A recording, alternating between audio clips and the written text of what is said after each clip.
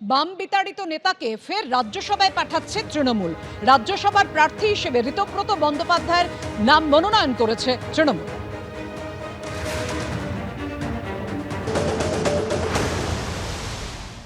বুদ্ধদেব ভট্টাচার্যের blue I'd বয় ছিলেন একটা সময়। বুদ্ধদেব ভট্টাচার্যের বিশেষ উদ্যোগে আপনি রাজ্যসভায় গিয়েছিলেন, আর এখন আপনার নেত্রী মমতা বন্দ্যোপাধ্যায়। এই দুই মুখ্যমন্ত্রীর মধ্যে কাকে কত নম্বর দেবেন? মানে যদি তুলনামূলক আলোচনা করতে বলি, বুদ্ধদেব ভট্টাচার্য আর মমতা বন্দ্যোপাধ্যায়। দেখুন, আমি মমতা বন্দ্যোপাধ্যায়ের সিপিএমে যখন আমি ছিলাম, আমি মমতা বন্দ্যোপাধ্যায়ের সমালোচনা করেছি।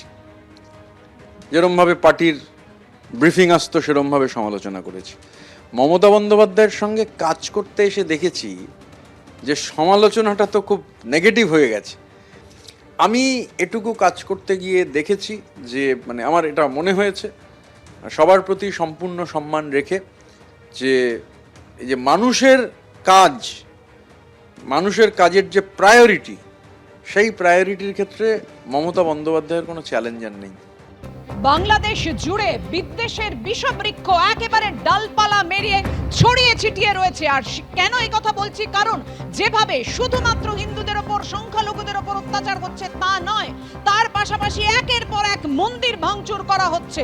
এবং এর পাশাপাশি আপনাদের সামনে রাখবো যেভাবে মানুষ বাংলাদেশ থেকে প্রাণ ভয়ে পালিয়ে আসছেন। তারা বারবার একটা কথাই বলছেন, মরতে হলে ভারতেই মরবো, জেল হলে ভারতেই থাকবো।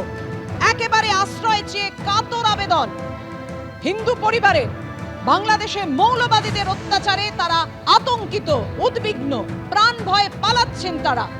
কমলপুর থেকে আসছে কিছু একটা গাড়ি পাইছি, গাড়ি ভাইয়া রেল পাইছি, আম্পার পাইছি, আম্পারের থেকে যেমন শিলচরকে বাসা বাড়া থাকবো, এই উদ্দেশ্য নিয়ে আসছি আমরা। মূলত আপনারা ভারতে থাকবো লেগেছে? ভারত থাকবো লেগেছি, আমরা যাইতাম না, আমরা জায়গা দেওয়া লাগবো, মানলেও যেতাম না, কেদার লইতাম না, কাল লইতাম না, যাই খুশি তা করুন, আমরা লইতাম না। আপনার যে ভিটা মাটি রয়ে গেছে এখানে, ভিটা মাটি আধা বাংলা বিচ রয়েছে, এটা বাড়ি না বেচতাম, কেউ কিনে না, আমরা জমি জমা কেউ কিনে না। কেন এই প্রশ্নটা বারে বারে আসছে যে বাংলাদেশে এই মুহূর্তে সংকটে রয়েছে হিন্দুরা, হিন্দু ধর্ম সংকটে রয়েছে। সূর্য ডুবলেই শুরু হয়ে যাচ্ছে সন্ত্রাস। বেছে বেছে হিন্দুদের বাড়িতে চলছে চুরি, ডাকাতি, এমনকি হিন্দু মহিলারা তারা পর্যন্ত নিরাপদ নন। বাড়ি থেকে বেরোলেই শুনতে হচ্ছে কটূক্তি।